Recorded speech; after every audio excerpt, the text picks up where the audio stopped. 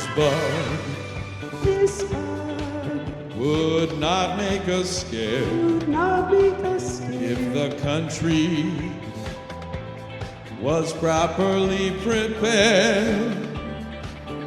But Doge,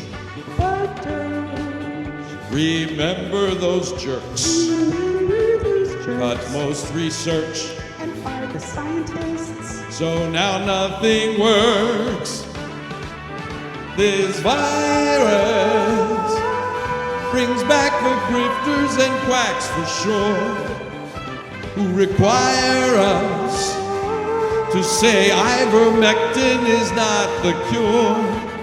So much nonsense they're spreading that's frankly full of manure.